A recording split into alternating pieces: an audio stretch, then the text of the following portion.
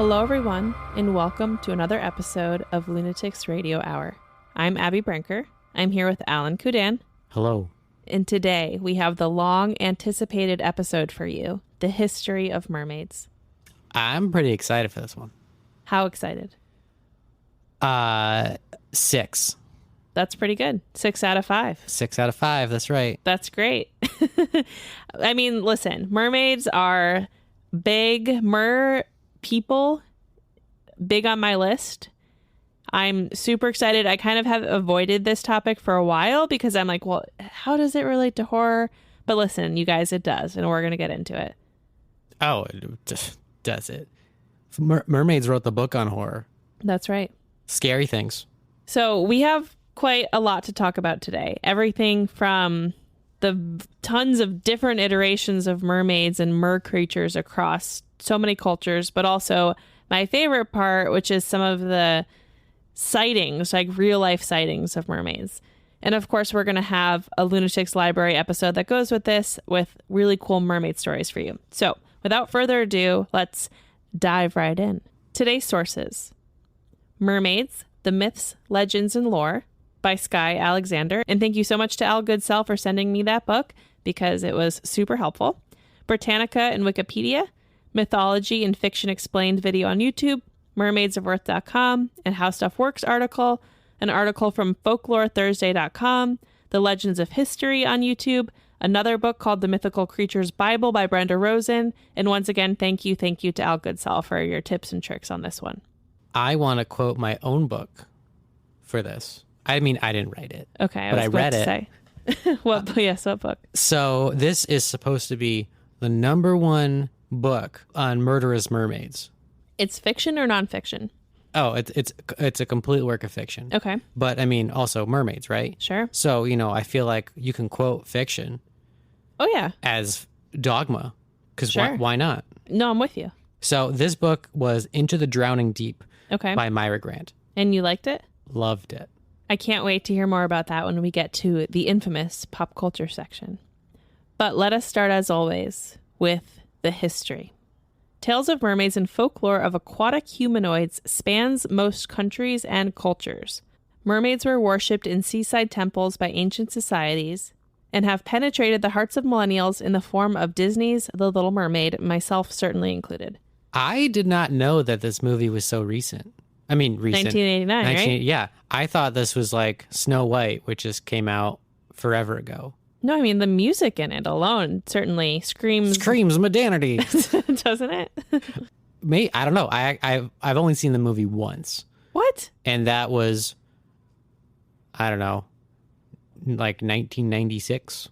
I've seen the movie like once a day between the years of like 1994 and 1998. But yeah, we'll certainly get into that. I've only seen it once, and that was like at a friend's house, at like on in the background, when they're like, you got to check out this great movie. Yeah, you have to. That's what middle school friends are for. And then we ended up playing with Legos. So you have memories of this day? Yeah. Wow. It's transformative. What did you have for lunch yesterday? So one of the earliest mermaid stories is that of Adagartis, which we're going to get into a bit. But she was a priestess from Assyria who jumped into the ocean to wash away shame caused by an unintended pregnancy, only to emerge as a powerful mermaid goddess. We also have the goddess of love, Aphrodite, who was created from seashell foam and, as we know, came to land via a huge shell. And that's just the tip of the iceberg. So we're going to get into lots of different mermaids and mer creatures across different mythologies today. But let's start with the basics: symbolism of water in folklore and the occult. For example, water is a huge factor in tarot in the form of the suit of cups. And in astrology, water signs are famous for their emotional depth. And I'm talking about the history of symbology here, not whether or not we personally believe in astrology or tarot of those things, right? But regardless, we can all acknowledge that there's a reason why water has penetrated the occult in certain ways, right? Sure. Yeah. Also, I mean, water in general is the foundation of society. Exactly. Every civilization on Earth at one point started close to water. Exactly. Or in the water. Right. Our ancient ancestors swam as we were, little sentient tadpoles. Mm-hmm. So water fertilizes our crops and hydrates our bodies, just like you said, giving us what we need to survive. It's nurturing and necessary for life. Because of these factors, it's easy to understand why many, but not all, of our mythical water creatures are feminine. This doesn't necessarily mean female in gender, but are feminine in energy. Also, most myths of sea creatures originate from sailors. Yes, exactly. And sailors, you know, it's a lonely life. It is. And so if you're out on the deck of a ship and you just see something, a humanoid glistening through the waves, Maybe a seal. you're going to project like A hot babe. Your hot babe, as opposed to be like, oh, that's Harry Frank. Harry Frank. Exactly. So here's some interesting fun facts on the etymology. The word mer comes from Old English word mer, which means sea. In French, mer means sea and mare means mother. Skye Alexander, who's the author of the book that I read, calls out how this very clearly shows us that language has identified the sea as the mother of earth, or mankind, so to speak. Sure. Today we're going to explore different forms of merfolk from many different regions of the world, some of which are not necessarily our own ancestry, but we wanted to talk about them because they represent like the true origins of this mythical creature. Right. And if we don't talk about them, how are we possibly going to appropriate them? Or how are we possibly going to appreciate them, right? And learn about them. That's what I said. In a respectful way. It's also interesting to call out now that some of these are local folklore and legends, right? And some are mythology. So in many cultures, water creatures and aquatic humanoids are actually seen as like gods and goddesses. Sure. Divine beings, not just sea creatures, right? Right. So that's just interesting to call out the distinction between. It's not just like all sailors seeing seals that they think are hot babes. It's also some societies and cultures worshipped the deities of the sea in the form of mermaids and mermen. Right. I mean, we've all been seduced by a sexy seal sometime. At least once a year. But to envision the sea, which is, you know, from standing on the coast looks endless. Right. When you're out in the ocean, it also looks endless. Right. And you can't see the bottom. It's unknowable. It's inhospitable. Mm-hmm. Any sentient being that can live and thrive in this environment has to have some kind of higher power. Right. Mm-hmm. And again, like you said, because water represents everything we need, it also makes sense that there would be throughout history mythological creatures, right, or gods and goddesses that heralded the ocean, that defended the ocean, that provided the ocean. Speaking of sentient sea creatures. Oh, sure. You didn't comment on my shirt. I literally just noticed it and I was like, oh, after this, I'll have to comment. Alan is wearing his dolphin shirt. Not just any dolphin. It looks like a Lisa Frank dolphin baseball tee. How dare you? That's what it looks like to me. This is the box art for Echo the Dolphin, the Psychogenesis phenomenal video game. We'll have to take a photo of it for listeners. Sure. So this shirt was a gift by a big friend of the pod, the Metal Beast. The Metal Beast himself. Make sure you follow the Metal Beast on Twitch to watch him play through all sorts of awesome old school video games.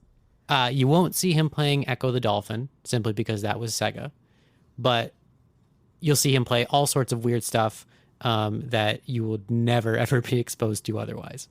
There you go. One quick point before we jump into this. When we say mermaid, we're probably thinking about a female or femme figure, right, with the tail of a fish and the upper body of a human. I'm not. But different regions across the world have different versions of what a mermaid physically looks like. So I want you to erase all of that from your mind and come into the history of this with open mind, open heart. Really? Mm-hmm. But I have stuff prepared. Okay, well, you can remember the relevant stuff, but everything else I want you to let go of. There have been, Alan, so many mermaid sightings throughout history. Name one. I'll name many, my friend. I've got a couple. You've seen mermaids? No. But yes. Oh, I've seen one. Where? What do you mean? Why are you laughing at me? I've seen a mermaid. Where? What? In a photo? No. With your eyes? Yes. Someone in a costume? Yes. Okay. But I was a child at The Great Escape. Okay. And they have a high dive show. She high dived with a mermaid tail on? Mm-mm. It's a high dive show, but the tank is glass. Uh-huh. Obviously multiple tiers of like the dive. You know how these giant ladder dives go, right? Sure.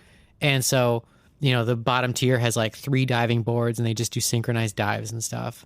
And like as people dive from the bottom of the tank, which you can't see because you just see the side, which is glass. Yeah. And you could, there's like a secret entrance or something to the pool because a mermaid would just like come up and just like hold the numbers, being like rank the dives and then just swim back down. Oh, that's cute. It was really cute. Yeah.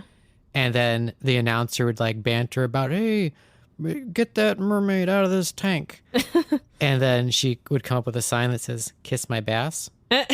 And as a, I don't know, 10-year-old, yes, I thought that was the funniest joke in the history of comedy. It's pretty good. It's a pretty good joke. I could not figure it out because she never came up for air. Mm. She's good at holding her breath. For like an hour? Yeah. Wow. As expected, most sightings, or claimed sightings, are from sailors or people living right in coastal regions. Mm-hmm. These sightings have perpetuated mermaid figures in sailor lore dating back to the Middle Ages. The most enduring tale is that mermaids sought to seduce sailors and drag them below the surface to their watery kingdoms. Some believed that mermaids even controlled the weather, causing storms and even wrecking ships in order to get hold of the sailors on board. Sea witches. Sea witches. This myth was solidified by the medieval church, as mermaids became a symbol of lust, vanity, and immoral women. Manatee? Did I say manatee? Yeah, what the hell's manatee? Vanity. Vanity. This is a perfect segue to the one historical mermaid sighting that I wrote down. Okay, because I've got a lot of historical mermaid sightings that I wrote down. Well, we're going to jump ahead okay. to 1493. Okay, hang on. We're going to get there, but why don't we talk about it in a minute? I've got a few to talk about first. Okay. So colonizers often reported encountering merfolk on their travels. Christopher Columbus, Henry Hudson, John Smith. In 1608, in Russian waters... Whoa. 1608? I'm starting with the 1600s. We're circling back to the 14... Listen, I'm just reading the outline, man, okay? You already discussed Christopher Columbus. Okay. My sighting is from Christopher Columbus. I know, I have it. Okay. In 1608, in Russian waters, Hudson claimed to see a mermaid that he described as having fair skin, long black hair, large breasts, and a porpoise tail. You're being a bully. In 1614, after he met Pocahontas, John Smith spotted a mermaid in the West Indies who he claimed had long green hair, and he would have fallen in love with her if not for her fishtail. But over 100 years before that, in 1493, Alan has something to tell us about. Screw you. Come on, we want to hear it. What do you have to say? Well, before I was very rudely derailed, I was going to tell you about Christopher Columbus and his 3 mermaids. Yes, please tell me. What do you know about this? Columbus claimed to see 3 mermaids, but unsurprisingly said they weren't as pretty as he expected them to be.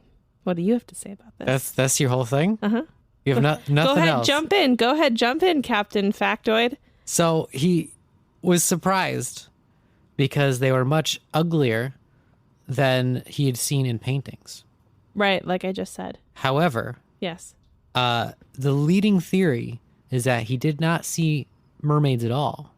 He saw manatees. Mm-hmm. Yeah, makes a lot of sense. He wasn't the brightest. He sees 3 manatees swimming in the ocean, and his first thought is, ugly women. Women. Though this does bring up an interesting point that I talked to about Al Goodsell. The type of women that Christopher Columbus was into? No, but that I do not care about. More so that if mermaids actually were to exist, that it would be more likely, especially in like the Arctic and other cold regions off Iceland, things like that it would be more likely that they wouldn't be skinny, tiny women, but they would be more blubbery, right? Like seals and whales and things like that in order to keep warm in those waters. So the depiction that we have, obviously, of like beautiful petite mermaids, I think depends on the region that mermaid is in and the waters that they're swimming in. Well, you're projecting mammalian physiology on them. What? So the whole idea of blubber and staying warm is exclusive only to warm-blooded mammals. Aren't mermaids? Well, unless they're fish. Like, there's no mammal that actually breathes water. They all breathe air. They just surface in order to do that. Mermaids, which are always depicted as breathing water, right, would have, gills or some way to Well, process. they breathe air too. Well, okay, so amphibious. Yeah. So frogs, right? Yeah. Well, frogs are cold-blooded. So there's no need for a frog to have blubber, if you will, because they don't produce their own body heat that they have to retain. They have the same temperature as whatever surrounding to which they are native. That's interesting.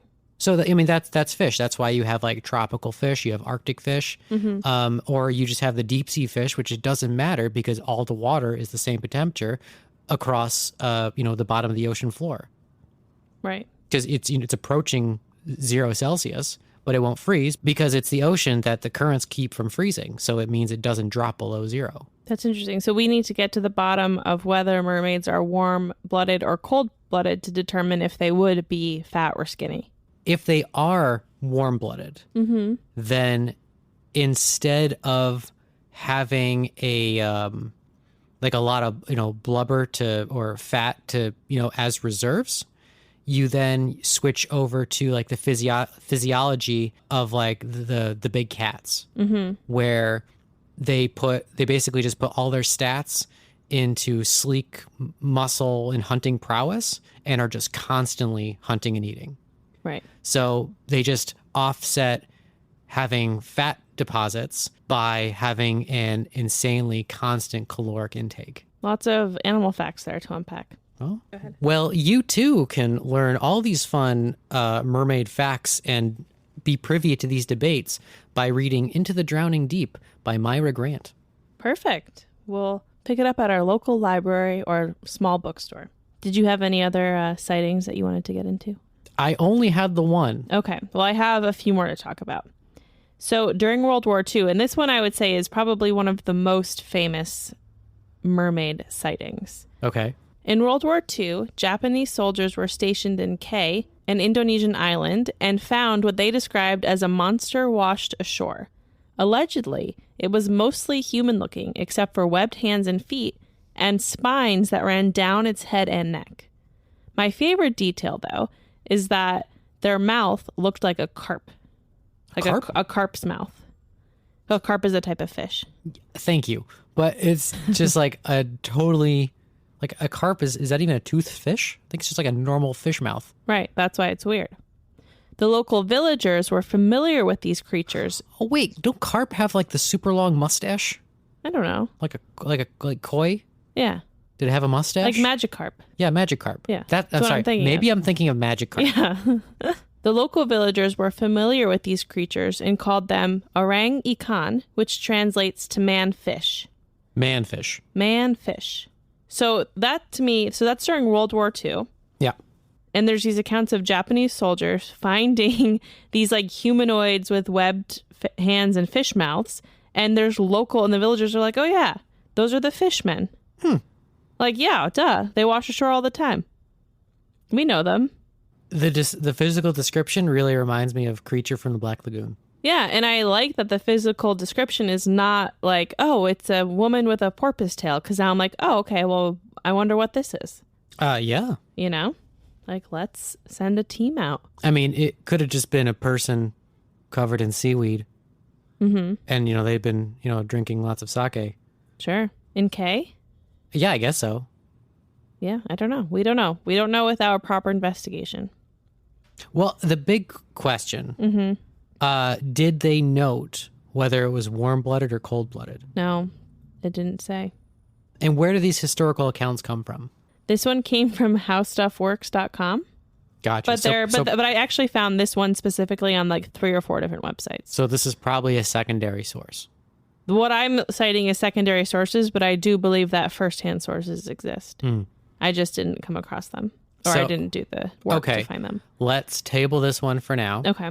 And come back because I would love to do a deep dive. We could do a whole episode into fishmen. Japanese sea monsters. Okay. Putting a pin in it. In 1967, a ferry filled with tourists off the coast of Maine Island in British Columbia claimed to see a topless woman sitting on a beach eating a raw salmon. And of course, she had the body of a porpoise. Now, this one doesn't come from as much of a reputable source, but they say that there is a photo that shows this, which I could not find. Convenient. Okay, if I had to guess, right? Yeah. They saw her sitting on a rock. Mm-hmm. Probably a little bit of a distance. Mm-hmm. You know? Woman eating raw salmon. That could have been you. Could have been me. Fishtail. Also could have been you. Maybe she had a giant fish laying next to her, obstructing her lower half. She was just eating a whole bunch of raw fish. Oh, that's a good theory. What year was this? 1967. So I think I just found the photo. Do you want to see? Yes, please. Okay, so we're looking at it now. If you guys want to look it up at home, there's an atlas, it's timescolonist.com, and the photo of the active past mermaid taken by a ferry passenger created a stir in 1967. Okay, so if I wanted to play a prank on somebody, if you are nearby a tourist area where people are going back and forth on these little pleasure cruises, right? Yes. You just sit on the beach, you make a little fake mermaid tail, and you bury your legs. Mm-hmm. They can't get close to verify, and they all have cameras, and it's 1967 before the internet, and you're just gonna play a little fun prank on people. Hell yeah. It's like the guy that he put like these fake seagull feet that were enormous, like on the bottom of his shoes, and like walked around this beach for like 50 years. Yeah. To the point where everyone thought that this like 500-pound bird existed and people were just trying to hunt it down. Yeah. You know, why not? This is just people in maritime towns having a little fun. There's the same kind of origin story with Bigfoot, that some of the legends in a certain part of the country started with a guy who made fake prints, found them, right, and then later admitted it, but people still, obviously Bigfoot is much bigger than that, but that's just like a local part of it. Right. Now we're getting into the local sea monster. Right. Of Georgie. Right. Which we talk about every chance we get. Yeah. Where it all started as somebody with a submersible. Wasn't a submersible, it was remote controlled. Just going around Lake George and had this little wooden sea monster head that would pop up and scare people and then go back down. And the sightings of the Lake George sea monster became notorious. Right. Until he retired it. Came clean. He was just playing a joke. And then there's still sightings of him, not all the time. But people still claim that there are sightings of him. Yeah. They won't let it die. Yeah, sounds just like how you keep bringing it up on the show. Long live Georgie. In 1990... Is that the new hashtag for the show? Yeah. Long live Georgie. In 1998, off the coast of Hawaii, a diver claimed to encounter a jumping mermaid. And as recently as 2013, Discovery helped to promote a fake documentary about the alleged new evidence of the existence of mermaids, which seemed to rile up new interest in the mythology. It was called Mermaids, the New Evidence.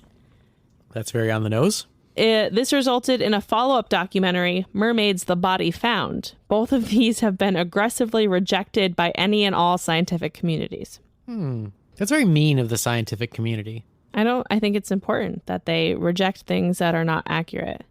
Okay, so let us transition here, right, to talk about the history of mermaid mythology.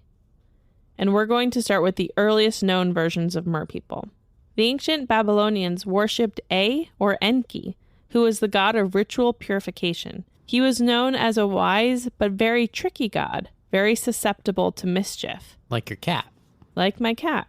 He was known again as the god of ritual purification, and these cleansings were called A's water. Oh, that's cute. Yeah.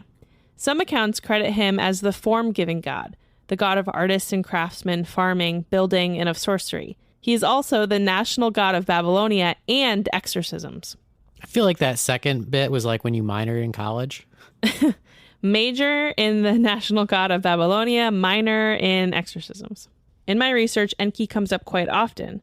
Some sources identify him as the earliest version of a mer person, and others don't mention mer anything in association with him. Sometimes he's depicted with horns, and other times he has water flowing from his shoulders, and the thought is that all water comes from him, like he is the ultimate source of water. Interesting point here. Okay. This is probably the origin of like the male, well, of the merman, right? Mm-hmm. And the idea of horns is not that uncommon, you know, especially like when you look at modern depictions of Tritons, right? Sure. Mm-hmm. So the point that I wanted to bring up is the horns. Why on earth would horns be on a fish? Well, that's a good point. That what I was watching about him, there's some versions where he's almost like a mammal, you know, like a satyr or a stag or something that would have like antlers or horns. And there's other water versions of him. Got it. So he's also the god of mischief and trickery. Yes. So he's also Loki and Satan, which Right. are always the horned satyr. Exactly. Got it. So it's Yep. all the same. Yep. He used to be worshipped as the being that brings the substance we need, right? Water to live. He was the source of water. Some depictions, and this is a little graphic, show that the Tigris and Euphrates rivers were actually made up of his semen. I mean, that's okay. Like It's okay, but go to Greek myth and how many things were formed from the spilled seed of the severed genitals of Uranus. There you go. I don't even know. So, right, there's all these different versions of Enki. But I stumbled upon a website called Mermaids of Earth, which broke down some of this for me. So, or Enki was also called Oannes by the Greeks, and Dagon by some Semitic tribes, was a man with the body of both a human and a fish. So he was not quote unquote a mermaid. He was sort of just a fish person.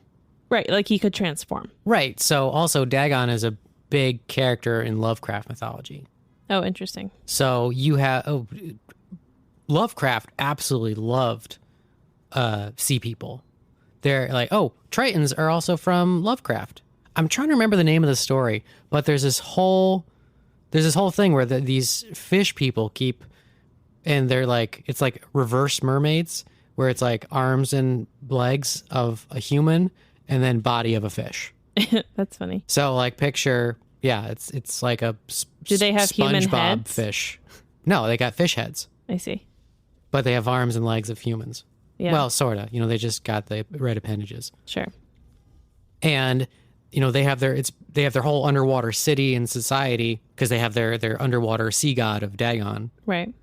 And they're just basically hunting on land to feed the god. Right. I like that better almost because, I mean, listen, I love the visual depiction of a mermaid, but I also really appreciate, because it is so enduring, any other versions of like human sea hybrids, which we're going to get into a few that are outside the normal physicality. Well, at least mermaids from a anatomical perspective make a bit more sense.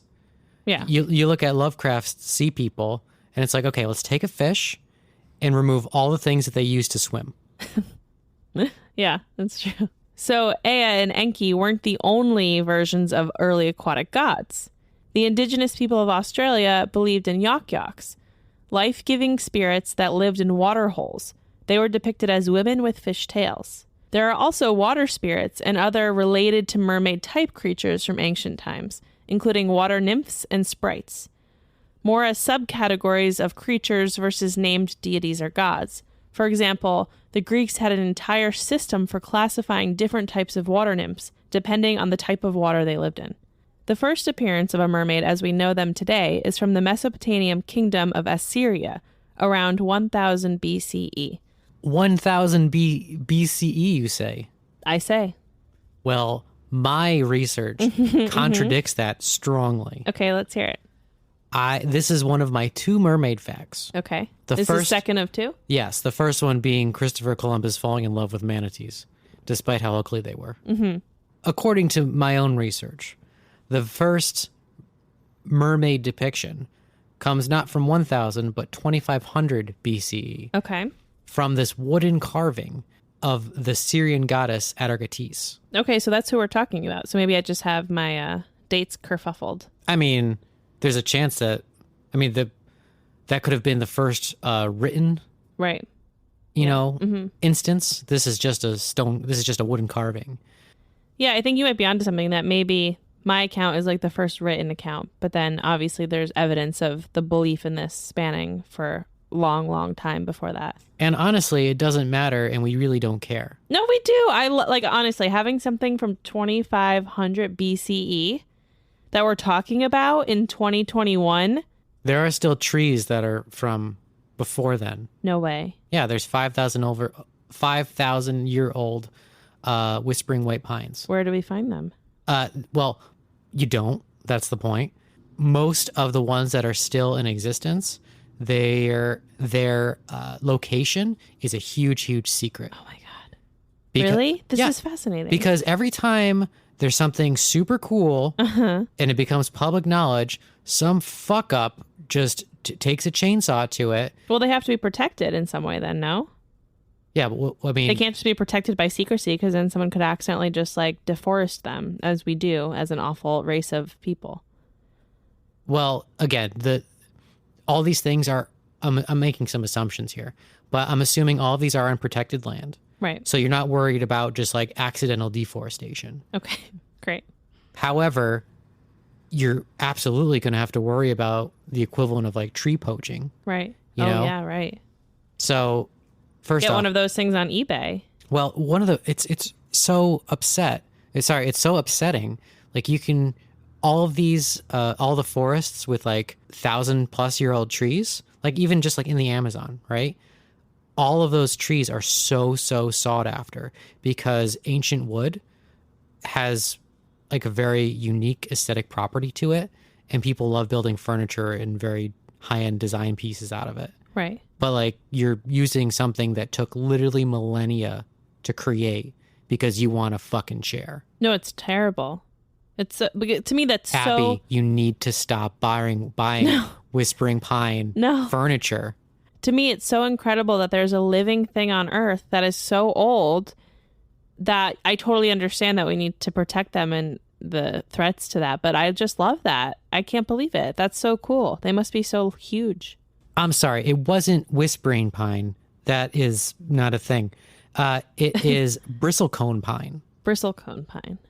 Yep. And well over 5,000 years old is the charted oldest one. Very cool. Does it give you a region or anything like that? Yeah, according to this one article, they're saying they can be found in California, Utah, and Nevada. Okay, road trip. Let's go. I thought they were not in the U.S. That's interesting. I just know that they usually grow at like crazy high elevations. Right. And it's a very, very slow growth. Gotcha. Obviously, it's like I don't know if this is true or not, but it's just the saying that everything has the same amount. It's definitely not true. But the saying that everything has the same amount of heartbeats. Right. So you can have the turtle, which just beats really slow and lives for, 200 years. Yeah. Or you have the hummingbird that, beats 10 trillion times a second and lasts for like 14 seconds. Wow, that's very poetic. Yeah, it's also probably not true. It's not true, but I love that. There is some, allegory there. Or you have the jellyfish, which probably doesn't even have blood and a heart, so that's why it's immortal. Right. Right. That's not why it's immortal. No. But it is immortal. Why? Really? Jellyfish? Jellyfish, yes. Is immortal? Yes. What does that mean? They don't age. Sorry, they do age. They go through Okay, so what you're saying is wrong. Excuse me. They don't die of old age. They live to they go through the cycle of life, and when their cells get to a certain stage where normally just death would occur, they instead split into the equivalent of newborn cells, and it just begins again. So basically, they just, as soon as they get to a certain age, they just revert and just start aging again. Have they out-evolved all of us? What? What does that mean? Like at some point, should we do that too? That is actually a huge aspect of scientific research, is trying to pinpoint what about the jellyfish, and same with lobsters, of what exactly makes it so they don't age. It's illegal now to boil lobsters alive. It is. You got to knife them first. You do, and you always should have, which is insanely cruel because it does no change to the meat. Yeah. Oh, okay. But the whole thing with lobsters, so they too don't traditionally age. But unlike jellyfish, because they have the exoskeleton, they have to go through molting. Eventually, the inside, if left to their own devices, which is why you can have lobsters that live for hundreds of years and they're, absolutely enormous. Yeah. Eventually, the inside grows a little bit too fast to keep up with the outside. And it basically suffocates with inside its own exoskeleton. Oh, poor guy. Yeah. Oh, poor guy. Circling back to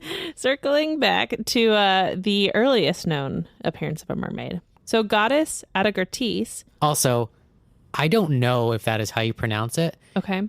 The Adagartis is the name of a fictional ship, which is why I've always pronounced it that way. I think you're probably onto something with It just that. rolls off the tongue. Yeah.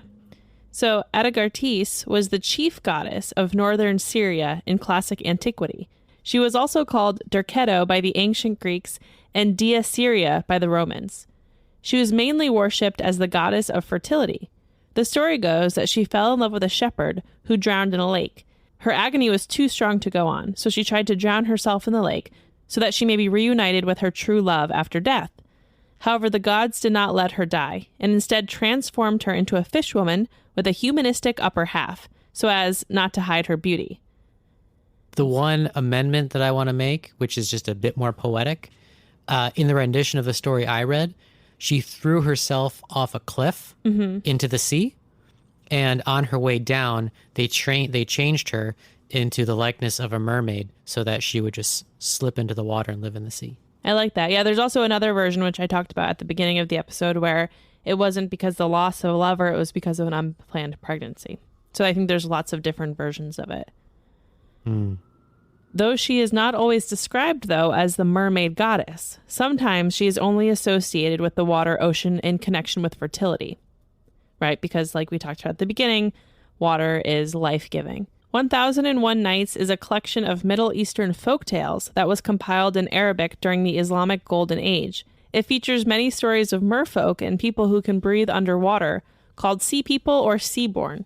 This collection is commonly referred to in English as the Arabian Nights, which was what the first English version was titled, and that came out in the early 1700s. So I think you're going to especially like this section.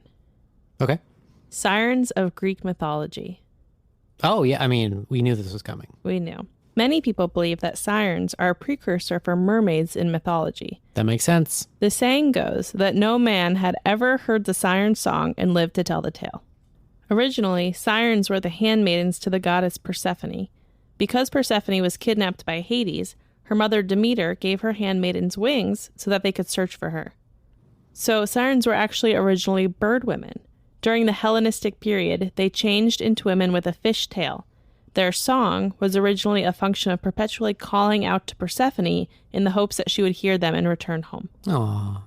In true form, whatever is like just nice and friendly for the gods is like fatal for humans. Yeah.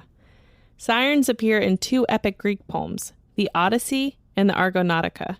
And the Argonautica was actually the name of the boat in the Kraken movie, Deep Rising, that we... Aha! Yes. That's where it comes from. And you can listen to our Horror Movie Club coverage of that on Patreon. So these poems depict sirens as feminine creatures that lure sailors to their deaths, very much like mermaids. Both poems use different defenses against the sirens, from filling their ears with beeswax in the Odyssey to drowning out the song with their own song in the Argonautica. Well, not just drowning out with song. So in the Argonautica, so you're on the Argo, right? Voyage of Jason to find the Golden Fleece. Mm-hmm. They have Orpheus with them, who is just supposed to be the world's greatest musician. And so he just starts, strumming, and his music is just so mind-blowingly awesome that it competes with the mystical lure of the sirens. It's like that Tenacious D song. It is. It's just like the Tenacious D song. But the one thing that I never... Oh, actually, I was about to say, the one thing I never understood was, so during the Odyssey, when, Odysseus and friends are sailing past the sirens, everyone puts beeswax and cotton in their ears. Mm-hmm. But Odysseus... We should say that Odysseus is out looking. He's so intrigued by the siren's call that he wants to hear it. Well, so I was going to say, why did he because they just tied him to a mast. Yeah, they tie him to the mast because he wants to hear it, but they want to make sure he can't be lured away. Right. And actually, as soon as they set it out, it all clicked. He was kind of like the caged canary. Yeah. So, they needed somebody to be able to hear because they needed to know when the song was done. Right. Because if someone's like, hey, is it done? Takes out their little, earplug. Right. And it wasn't, they're going over the ship. Mm-hmm. Man overboard. Yeah. And then never to be seen again because they're going to eat them. Yeah. Also in Greek mythology, we have the Nereids or the Naiads. So there's a Greek creation myth that says the union of Oceanus, which was a river that encased the entire world, and Tethys, which was the ocean, produced 3,000 daughters and tasked them with guarding the deep.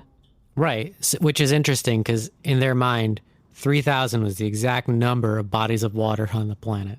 Right. And Nereids were similar creatures that were believed to protect fresh bodies of water. So in a lot of actually the research that I did on mermaids, they're classified as like a heraldic animal, or creature, which means that they're tasked with protecting the oceans in some ways. Yeah, it's just guardian forest spirits, but bodies of water. Yeah. Every body of water had one, which was kind of cool. Yeah. So one of the most famous Nereids was actually Thetis. Only because, so she is just a river deity. Yeah. Should be of no large acclaim. However, she had a very famous son named Achilles. Mm-hmm. And that's right. In a Song of Achilles, we fear her. Oh, I mean, in the book Song of Achilles? Yeah, that we read. Yeah. She's all over. She's the main character. I forgot about that. She's so scary. Well, it's interesting. So she was supposed to be the most beautiful creature in creation, which obviously would make her quite the target for the lusty gods. Right. Right? But she wasn't, because there was a prophecy. And the prophecy said that her child would be greater than the father. So obviously all the gods are like, well, fuck that. Well, and that's kind of fair. Every other instance of a child surpassing the father in Greek mythology leads to like a downfall of a regime. Right. Like Kronos taking out Uranos, Zeus taking out Kronos, so they all just said hands off. But then a mortal comes by and he's like, wow, she's pretty. And they're like, there's a prophecy. It's like, oh, that I'm going to have a dope son? Fuck yeah.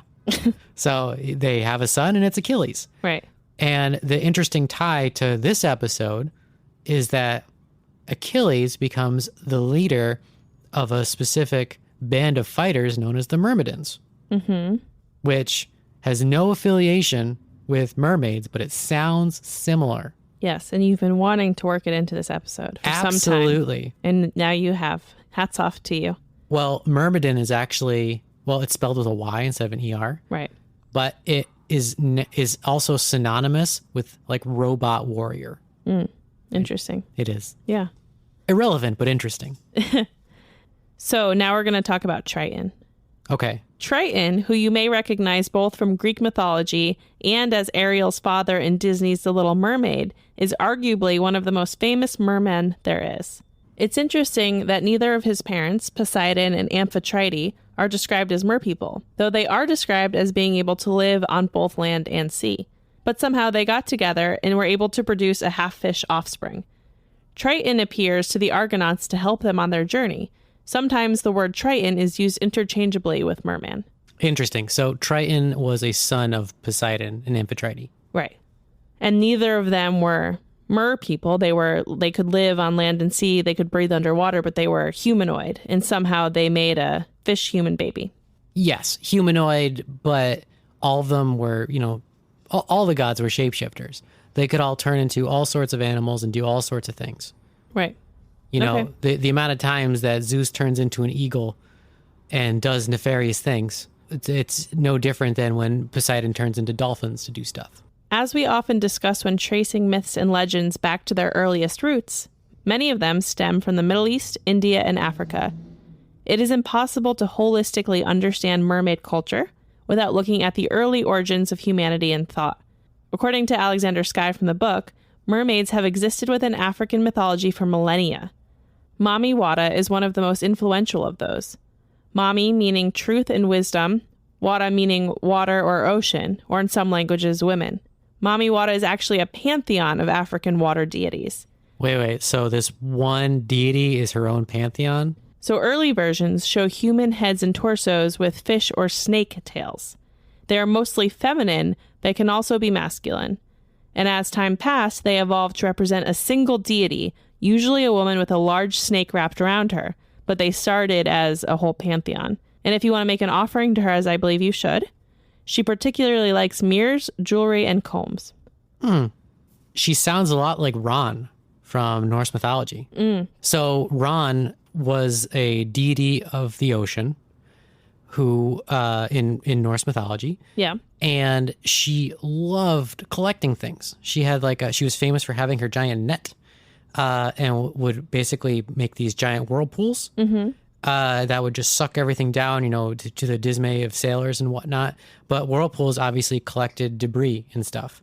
And so when there was just hordes of stuff under the ocean or washed up on shore, it's like one of her nets broke. Interesting. So she's to blame for all the pollution in the oceans. For collecting it, at least. Well, she also got mad when bad shit got thrown into her ocean. Sure. Actually, also we're kind of projecting modern philosophies on ancient cultures. Right. I don't think they really worried too much about ocean pollution back then. Well, yeah, because they weren't awful. Right. And, they didn't really have, the means plastic. of production, right, the way that we do. It's how dare you throw your old wooden canoe in the ocean? We also have Yamaya, sometimes also known as Yamora or Ye Amo Asia, translates to mother whose children are fish. She is the focus of several African religions, and as you might have guessed, a goddess of the ocean. She originated in the Ogun River, which is the biggest and most important river in Nigeria. When Africans were enslaved and forced to travel to the United States, many believed that she went with them and watched over them. She is often depicted as a mermaid, and over time she evolved to rule over the ocean, not only the river. Interestingly, she represents the upper parts of the ocean most close to the surface, which were believed to house the most sea life and the nourishment that people needed to draw from, right? So she wasn't thought of as the protector of the whole ocean, but of the shorelines and the things that really nourished the people. Yeah, that people care about. Right. Who cares about, middle of the Atlantic? Right. Not these people. You may see a theme here, but she also represents sexuality and fertility. Oh my. Yamaya has a daughter, Ocean. Ocean rules over fresh water. Like her mother, she's also depicted as a mermaid, sometimes holding a gold fan. Ocean spelled O-S-H-U-N. Correct. She is a bit vain, but interesting that she is also a fairly positive water goddess. Most of the other African water goddesses are seen as temperamental, just like the ocean itself. Interesting. So there was a benevolent water god. Yes. Goddess, excuse me. Right. Which is pretty uncommon. I'm trying to think, I'm thinking of other mythologies and just everybody is temperamental. Yeah, because it makes sense, because when you rely so much on the water and the water is unreliable when there's storms and all of these things, you understand the parallels there. Right. The personification of the ocean. Right. How would you have something that's benevolent that's also constantly changing? Right. Okay, so transitioning over to early Asian water gods and water creatures. It's like we're sailing around the world. That's right. Broadly, what's the name of the boat from 2,000 Leagues Under the Sea? The Nautilus? It's like we're on the Nautilus exploring. Well, that was a submarine. That wasn't a boat. I know, but I'm saying we're on the boat. We're on the submarine. That's true. We're diving down. Okay. So broadly, water creatures and deities from Asia are thought to bring good luck and fortune. The creature is called the Broadly? No, I'm just saying in general. Oh, gotcha. Sorry, I misunderstood. There is also much connection between the water deities in Asia and the dragon. Many have alliances with the almighty dragon. Hell yeah. So, let's start with Benton the Beautiful. Oh. Benton originated in India as Sarawati, a Hindu water goddess of arts and knowledge. The belief in her traveled to Japan, where she was renamed and reskinned when Buddhism also traveled to Japan in the 6th century. What was her new name? So Benton the Beautiful was her new name. The original name was Sarawati. Interesting. So Benton is a Japanese name. Correct. Didn't see that coming. Bento box. Got it. I don't know. Box of the sea. I don't know if that's right. That's canon. There's always seaweed in there. And fish. That's right. She had the very cool job of overseeing the geishas. She eventually evolved again, and by the 16th century, she had become the goddess of prosperity for the upper class. Benton loves to dramatically ride dragons and sea serpents onto the scene. See, that makes sense that you'd have a benevolent sea god, right? That loves dragons. Yeah. Because in Asia, dragons are always benevolent. Mm-hmm. Not about always, but traditionally. They're super lucky. Yeah. Grand wishes. Right. Hashtag Dragon Ball. She also loves to play the lute, and she is a shapeshifter. She also has more hands than usual, sometimes up to 8. That's a lot of hands. And it's also believed that she originally came to Earth in order to stop evil dragons from eating kids. Yes. Many scholars point out the similarities between Benton, Venus, and Aphrodite. What? No. In what way is this cool dragon-riding benevolent sea god with 8 hands and plays the lute similar to Aphrodite? Aphrodite, born of sea foam, Sure. loves to ride around on a clamshell. Does she? She did it once. In that painting. Well, that's how she came to shore from the ocean. Yeah, okay. She did come from sea foam. I'll give you that. She just, I don't know. I'm on Team Benton here. I mean, yeah, I am too. In Japanese folklore, there's a creature called Nino, meaning human fish. These are not the sexy half-human, half-fish that we have in other mythologies. Like those sexy Dagon SpongeBob fish people. That's right. Nino have a very specific and unique physical look. So picture this. Huge fish, 35 foot long, with only a humanish head. So we have 90% fish, human head. That's silly. So they also have a red stomach, eyes around their torso, and golden eyes. Unlike other versions of a mermaid, the Nino cannot speak. So it's just a weird looking fish. It's a huge fish with a human head with eyes all over the body. Okay, it's terrifying. There's a folk story that goes like this. An old Japanese fisherman caught something curious at sea. It looked to be a fish with the head of a person. That didn't stop him from capturing it, cooking it, and trying to serve it to his guests, who of course were not into it and refused to eat it because they felt like something was off. I mean, it's got a human head.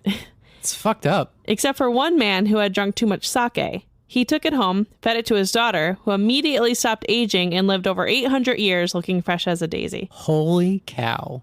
Yep, if only he had known. I did not expect the moral of the story to be like, no, eat the fucked up fish. No, eat the fucked up fish. You'd think like, mythical beasts, by not eating you, we're going to grant you wishes or some bullshit. Yeah. It's like, no, you should always eat the mythical beast. So back into the sub. Okay, where are we going? Slavic and Russian folklore. Huh. Oh, I guess, I mean, there's a lot of coastline there. Just you picture a lot of these things as landlocked countries. Oh, there's sea everywhere, my friend. So in Slavic folklore, as well as Russian and Ukrainian legend, we are introduced to the Rasalka. Rasalka are terrifying female fish spirits who are known to lure young men to them and kill them using their voices, so similar to a siren. Oh, here we go again. Appropriation. The legend is that these spirits are from women who died because of an unhappy marriage, meaning either their husband or lover killed them, or they successfully completed suicide in order to escape the abuse of their partner. So very dark. Sometimes the drowning was related to hiding unwanted pregnancies by the father, right? So like they drowned the woman in order to get rid of the child. That seems a bit extreme. Yes, but it happened. Similar to Adagartis, they are also associated with fertility. Some iterations reveal the Rasalka emerging from the water once a year and walking over the crop fields in order to fertilize the seeds.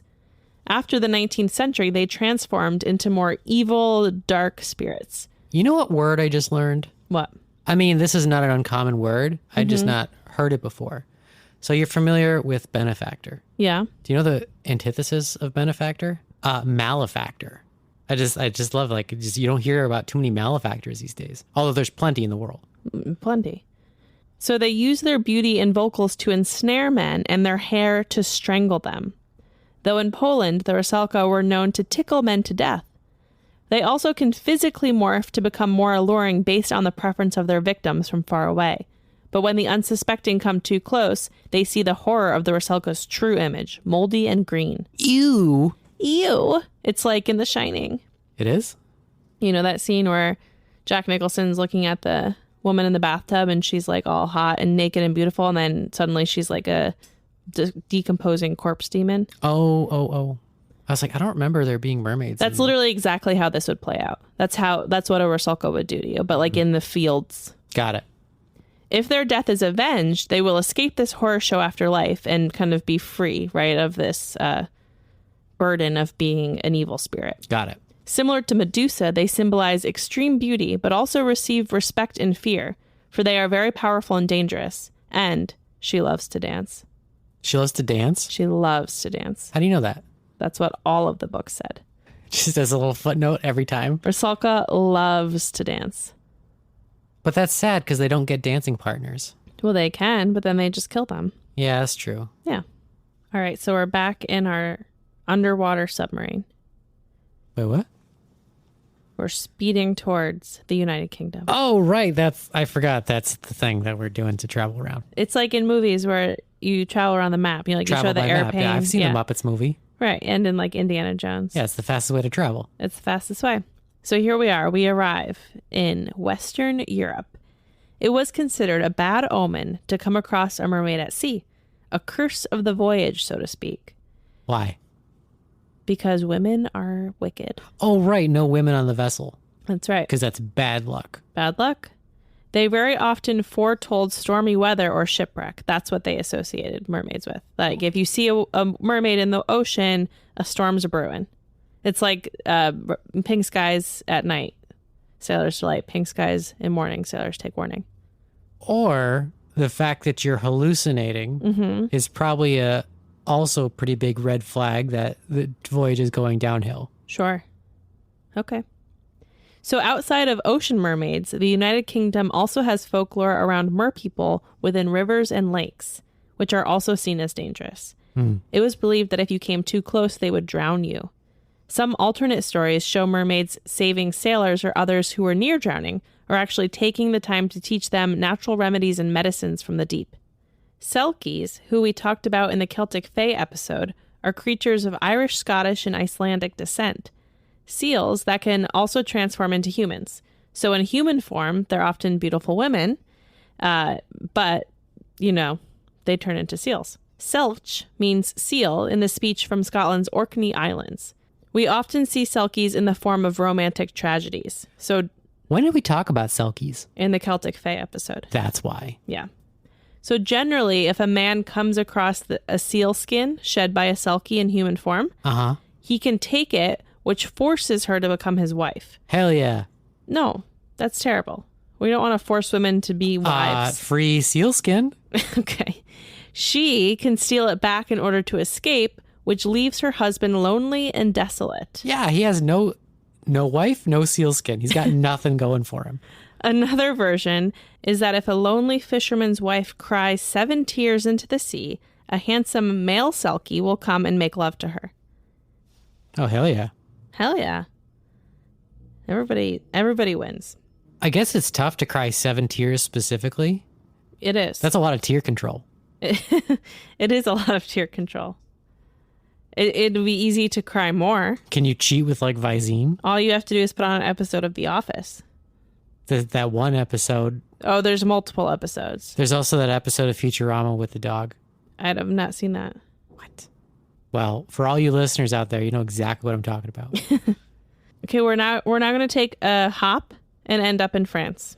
Melusine is a French word for a European spirit. Typically, she appears, similar to a mermaid, as a human on top with the lower half of a fish or serpent. Some iterations give her wings or multiple tails or fins. Here is a little quote from Wikipedia. One tale says Melusine herself was the daughter of the fairy Priscine and King Alinus of Albany, which is now Scotland. Melusine's mother leaves her husband, taking her daughters to the Isle of Avalon after he breaks an oath never to look in at her and her daughter in their bath. The same pattern appears in stories where Melusine marries a nobleman only after he makes an oath to give her privacy in her bath. Each time, she leaves the nobleman after he breaks the oath. shape-shifting, and flight on wings away from oath-breaking husbands also figure in stories about Melusine. One of the most well-known stories about Melusine dates back to the mid-1300s in France. So they all sort of follow this same pattern. And again, she's not like a god or goddess, but she is this spirit, or it's almost like a local folklore, like a local legend. Yeah, it seems on par with the naiads.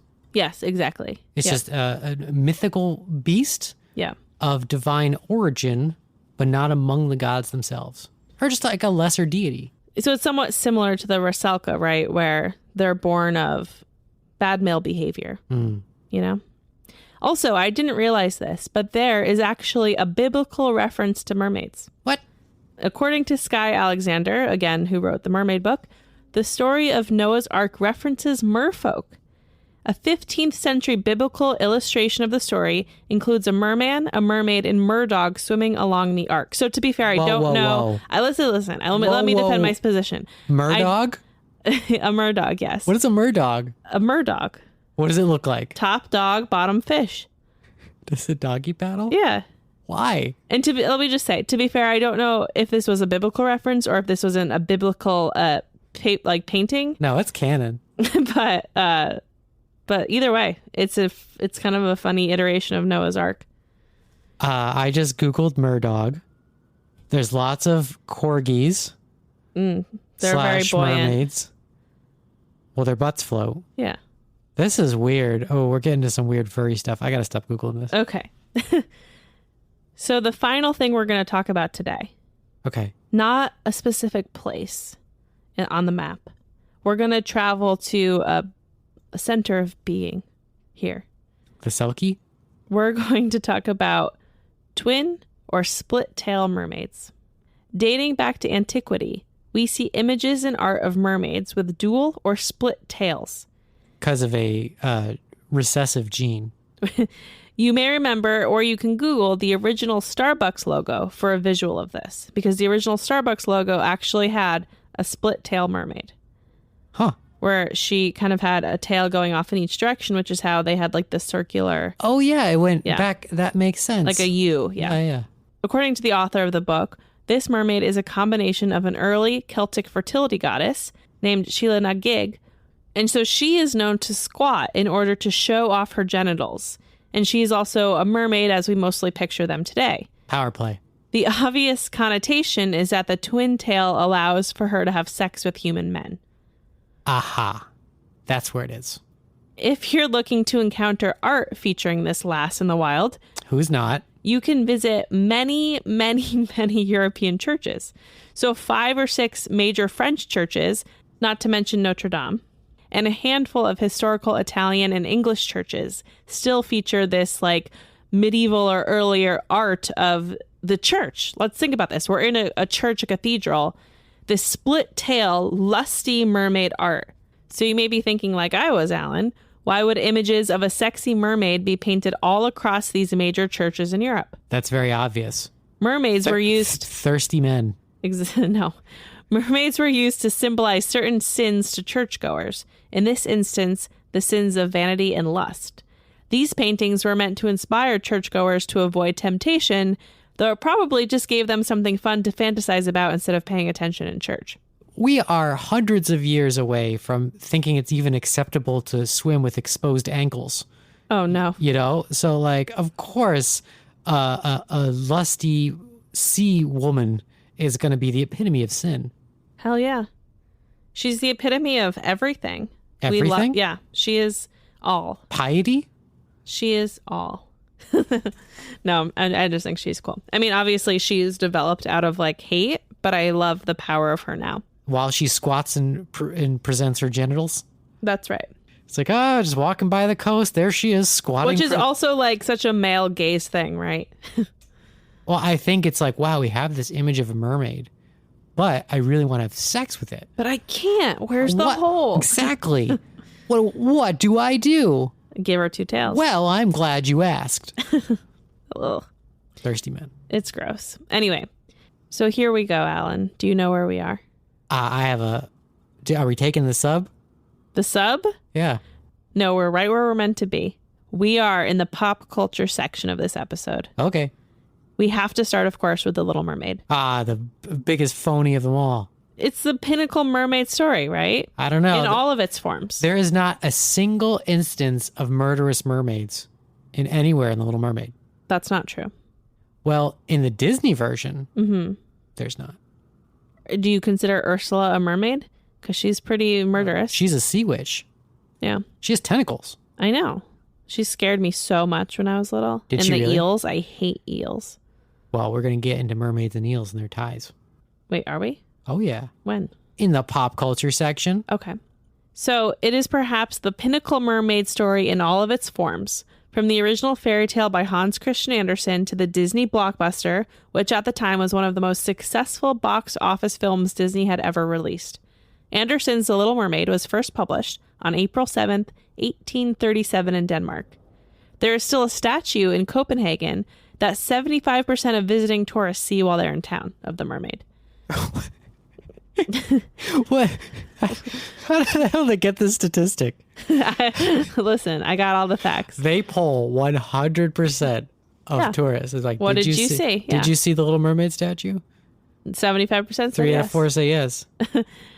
The Disney film was released in 1989, and it is very loosely based on the original story by Andersen. It was originally planned to be one of Walt Disney's earliest films, part of a package of vignettes from Hans Christian Andersen tales in the 1930s. However, the project was delayed and put on ice until 1985, when there was renewed interest at Disney. So can you imagine? 1930, we could have had a mermaid. And it would have been not nearly as good. No. I mean, it could have been funky and retro, though. Well, so what? With the first one was Snow White, right? I don't know. The first one was Steamboat Willie. Right, but I'm saying like the first big color... Fairy tale? Well, yeah, big color Disney extravaganza movie, I think, was Snow White, because I was 53, 54. Mm-hmm. Anyways, it's one of the very early ones. And Snow White, there's certainly nothing wrong with it. It does not nearly have the finesse of The Little Mermaid. Yeah, fair enough. So, of course, we have Peter Pan, which for me, growing up, was important with mermaids because I loved the mermaids in Peter Pan. There's Little Mermaids? Mm-hmm. I don't remember that. When they're in the cove, of course there's mermaids. There's like Tiger Lily is taken and they go by and there's all the mermaids. And so in Hook and Pan, there's also mermaids. Huh. Yeah, I don't remember. I read the book and I don't remember mermaids. Interesting. Maybe they were just added in the movies. Maybe. I mean, it's also, I glanced over it. That whole world is full of so many, fantastic beasts and where they're found. That I just don't think that they're not a pinnacle part of the story. It's more of just like a detail. Well, right? yeah, but I don't know. For me, I think this is me projecting because for me, they were pinnacle. Well, because you saw the movie, them. Right? Well, I loved mermaids so much that anything they were in, I was like, I love this. They're so cool. I loved the way, I don't know if it's outdated or not now, but I just remember being like really excited about them. I mean, that's fair. I feel like a lot of girls from our generation really strongly resonate with mermaids. Absolutely. Do you think it's simply from The Little Mermaid and Ariel and all of the branding behind that, or is there more to it? I think that's certainly a big part of it. And I think it's almost like this, it's like, I think because of those things, it became a really fun and accessible escapism, like fantasy game. Like there's this stupid TikTok of a guy and he's like pretending to be, like a little girl and her friend. And she's like, in the pool today, I want to be the mermaid with the brown and, white tail. And she's like, no, I want to be the mermaid, and like it's. Oh, I've seen this. I didn't do that as a kid, but I like resonate with that make believe. And I think that, it's easy to be like, oh my God, they're so beautiful. They're so cool. They're in the water. They're just really powerful and magical. And I think a lot of girls attached to that. Which is interesting because did they have magic? Well, they're magic in that they're magical creatures. In that they're defying laws of physics of breathing and talking underwater. And and they have their own magical worlds. And, in reality, living in the ocean is like probably pretty bleak. I'd say more mystical than magical. Okay, if you want to split hairs here. Sure. Well, I'm just trying, because like in those movies, in movies. So I'm trying to think of like in like the Disney versions, mermaids have what abilities? They swim underwater. Their existence is yeah, magic. Okay. Because like Ursula, who's not a mermaid, but nobody wants to be Ursula. She's terrifying. But she has all these powers. Yeah, but I'm not in it for the powers. Does Triton have powers, or does he have the Triton? But his Trident. His trident has power. That zaps. Right. Okay. Like Zeus. Yes. Yeah. So there's a few non-horror films to call out here, right? For live action, we have Splash, Aquamarine, The 13th Year, and of course Aquaman. What is 13th Year? It was like one of those old, I don't know if it was Disney or Nickelodeon or whatever, but it was like, you turn 13 mermaids. What? No. I don't want to give it away. Okay. So we won't talk about that one. I'm not familiar. I would like to talk about Aquaman for a moment. Yes, as I figured you would. So this was always a very... I was always a little baffled by the Aquaman mythos. So in Atlantis, Aquaman's stomping grounds. Sure. Splashing grounds, whatever. There's traditionally two caliber of folk. Like one is like they look just like humans, but they can for some reason breathe underwater. Yeah. And basically fly underwater as well. Because they don't swim, they just like propel themselves at crazy speed. Like Superman, but underwater. Sure. But then there's also the whole race of merfolk who look like fish people. They look like Creature from the Black Lagoon. There's a whole race of them down there. And those are like the true Atlanteans. Right. And the people, the fishmen that washed up on the Indonesian shore. And I'm sure it's addressed in the comics somewhere. I'm just not super versed in Aquaman. But like, when did that happen? Why are there just like two races? Like one is like perfectly human with no fish attributes, and one is hardcore fish. And why is there no in between? Are there like race wars? I don't know. But like, I feel like that's such a interesting mythos. Like, can the fish people swim as fast as the people that just fly underwater? I don't know. These are things I think about at night. These are things that never cross my mind. But I know what to get you for the holidays now. Or for your birthday, which is even sooner. So don't buy yourself Aquaman comics, okay? Don't do it. Well, in modern superheroes, right? Because Aquaman's been around for a while. Yeah. And he's still very much around. In like Young Justice, which is a fucking great series. Well, there's that Aquaman movie that came out. Yeah, there's the Aquaman movie that answers none of my questions. Yeah, it wasn't very good. But I liked it. I feel like you didn't like it. I thought it was fun. Yeah, we shouldn't get too much into the politics of Amber Heard. Never. She's just awful. In the series Young Justice, so you have Aqualad, who is not Aquaman's son. Okay. Despite the naming. He's actually Black Manta's son. Oh my goodness, that's a huge spoiler. I'm sorry. Actually, so he's not Aquaman's son, but he's affiliated. And then you also have Lagan, who is from the fish monster race, which is not the right term. But, he's basically like a fish guy, but he can hulk out like a pufferfish. But when he gets all big, he gets really strong. Mm-hmm. And he's just kind of cool. I like him. Yeah, that's neat. And he ends up dating Miss Martian. There you go. It's cute. Love is all around us. You just have to open your eyes and look for it. Or just cry in the ocean 7 times. Well, that's not love. That's lust. There's a difference. Okay, so let's talk about the overwhelming list of horror movies that include mermaids. We have The Mermaid's Curse. Mm-hmm. We have Blue My Mind, the color blue. Okay. Dagon. Mermaid Down. Mermaid from 2018. Night Tide from 1961, which I would really like to watch.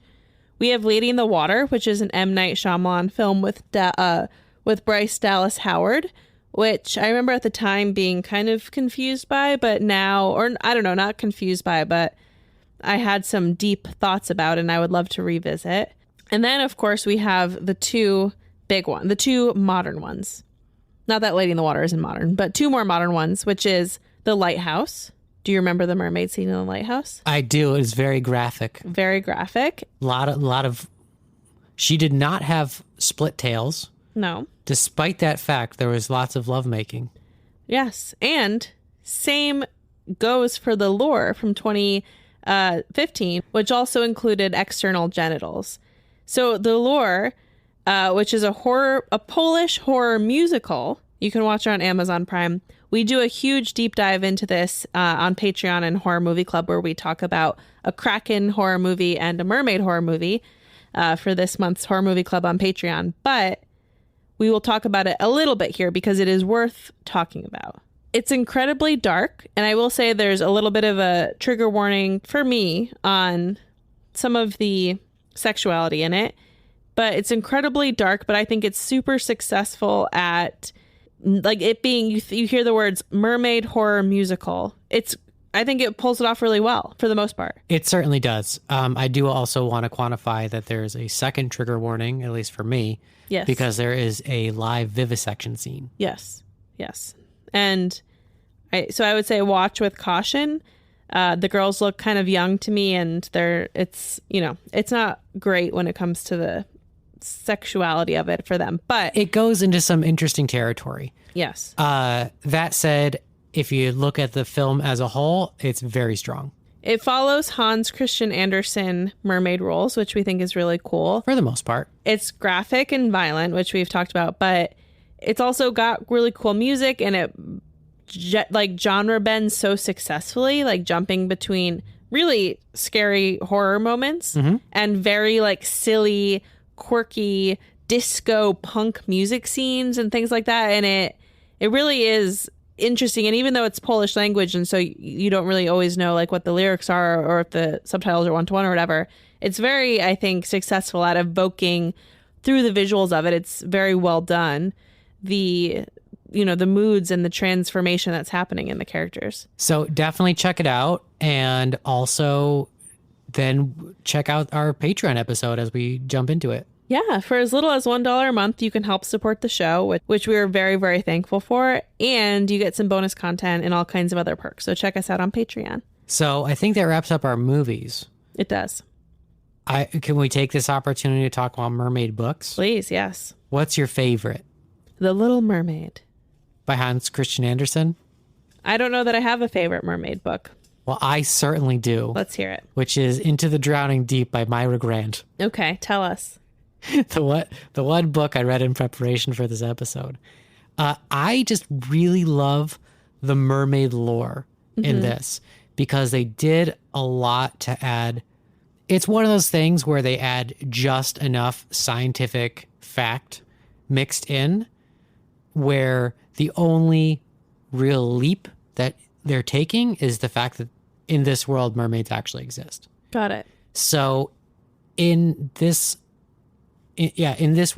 novel, mermaids, their physiology, they look like women on their top half, but only from a long distance. They're humanoid, in that they have a torso and arms and a head, right?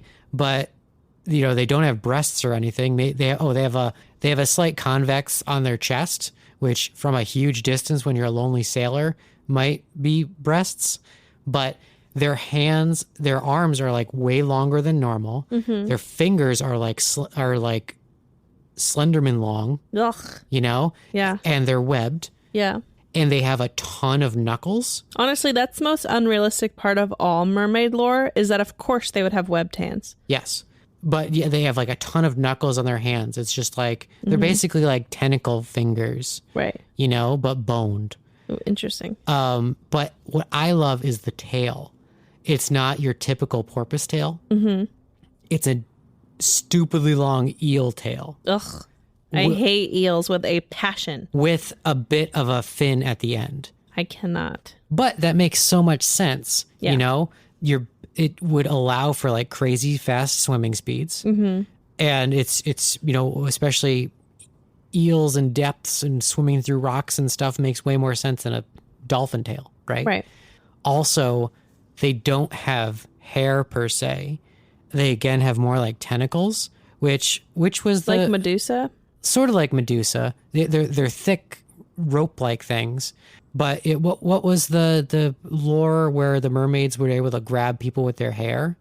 Oh yeah, the Rasalkas. Yeah, so it's kind of like that. But the coolest part is that their hair, whatever you want to call it, is bioluminescent. Oh yeah, I love that. So it's all about luring prey. Their eyes are enormous because they live at the bottom of the Marianas Trench and have to be able to see with a tiny bit of bioluminescence that they produce. And they're basically like anglerfish, where they just put out a tiny bit of light and anything that gets near enough, they snap up. Yep. So they're vegetarian or they're pescatarians? Yeah, I think they're omnivores. They'll eat literally anything with caloric intake. And so this is what I was talking about earlier, where they're stupidly thin. Right. Like way more slender than like a human would be. Mm-hmm. But that's for, what's the word for aerodynamics underwater? Hydrodynamics. Right. They're trying to fit through spaces and move really fast. Exactly. Yeah. Also, like they just need a crazy high caloric intake. Right. Just to maintain because they're apex their predators. Energy levels. Yeah. And, because they live so deep in the ocean, they have no contact with humanity. However, there are, and in real life, there's known areas of the ocean where for some reason fish don't swim. Right. And to this day, it's unexplained why fish don't go to these parts. Haunted. Or rather, they do, but whale migration patterns actively avoid certain areas of the ocean. Fascinating. And it's inexplicable. I mean, it is. It's just we don't know because we don't know much about the oceans. Exactly, we don't know about it. Yeah. In this world, they explain it by, there's a pod of sperm whales that the oceanographers are tracking. And all of a sudden, there's like the hydrophones that are tracking like the whale calls and everything. They just hear horrific whale noises for a while, and then they go dark. And they don't hear them for, I think, 8 months. Yeah. And then all of a sudden, the same hydrophones pick up an exact replica of those whale noises at the bottom of the Marianas Trench. Yeah. My dad plays us tapes of that all the time. Well, but that's the kicker. Like, this is an exact recording, 1-to-1, of those whales. They didn't add a note? Not a note, not a single change. And, that means it wasn't reproduced. It wasn't whales. It couldn't have been. Right. Because even if you're singing a same song, you're going to make some slight variations because it's you reproducing something, right? This has to do with the way that these mermaids hunt is by mimicry. Right. They just put out the call of whatever, and it just lures things in. Lure. Yeah. Interesting. It sounds like a cool book. The book opened. This is all these things happen within the very early part of the novel, and so I'm not going to give away the ending or anything. But right in the beginning, it opens on footage of this this ship that is being sent to hunt for mermaids as kind of like a fake documentary. Not quite a fake documentary. It's more along the lines of when History Channel used to hunt for Bigfoot. It's just we're going monster hunting. Yeah. But they actually found them. Oh, wow. And they didn't expect that. And mermaids swarm the deck and just murder everybody. Cool. Because, again, they're apex predators. Yeah. And they have never encountered human civilization. They've encountered humans. They just look at them as like a fish inside a shell. Their shell being their boats and submarines. Right. And all they have to do is crack them open and get the meat. Sure. I like that. I mean, it makes sense more so than any of the other versions that they would be apex predators and they would not be human, humanoid and all of these other things. Well, the one thing that I thought was so interesting was, the whole book is about sending out a second voyage to find out what happened to the first boat. So, because all they have is the recording of what happened, because they had cameras and everything, because a show, right? Mm-hmm. And then they had the vessel with no people. A lot of people are raising concerns of what are we trying to prove, even if we find them? That there's a sentient race down there of near human intelligence that, is that going to make us respect the oceans or something? Well, just take a look at land. We have chimpanzees, a humanoid creature of near human intelligence, and you still say fuck you to your environment. Right. Nothing changes. Dolphins are arguably very close to human intelligence, if not as smart. Depends on who you're asking. Just they think in a different type of way. But again, we have zero regard for their environment in the grand scheme of things. Yeah. So at the end of the day, this whole Kraken and Mermaid series was a PSA to respect our oceans, which we do genuinely think we should do better at. I, for one, have personally stopped dumping all crude oil into the ocean.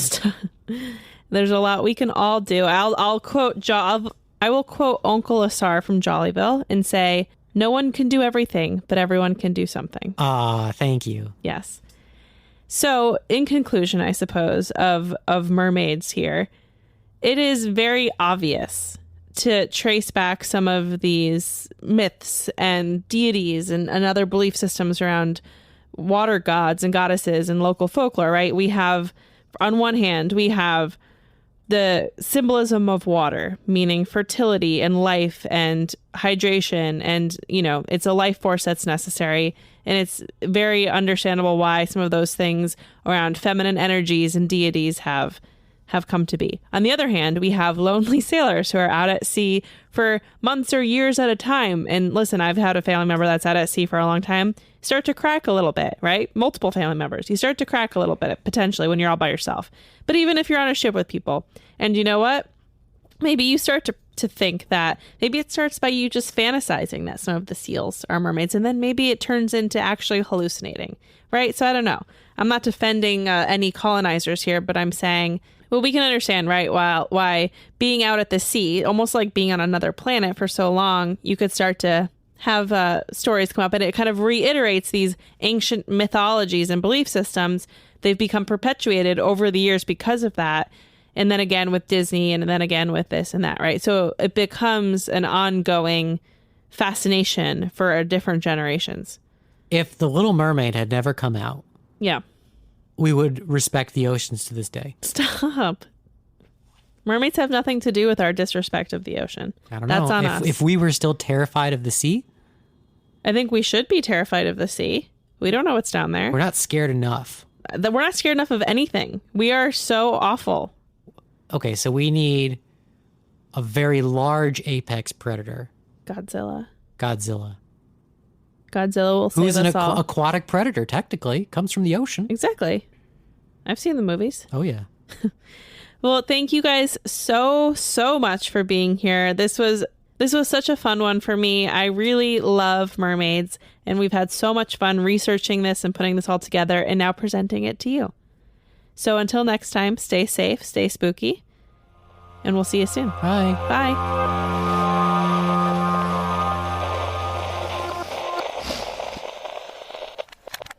If you want to support the Lunatics Radio Hour podcast, consider joining our Patreon. For as little as $1 a month, you get access to bonus episodes, access to Lunatics Magazine, and all kinds of other fun perks. You can also support the show by picking up some of our really cool, fun new merch, featuring gorgeous designs by Pilar Keperta. That's available on Teespring, and you can follow the link in the show notes to find that. And one of the most important things you can do to help small podcasts like us grow is to rate and review on Apple or anywhere else you listen to the Lunatics Radio Hour. Every review really does go such a long way. And of course, you can follow us at the Lunatics Project on Instagram. Thank you.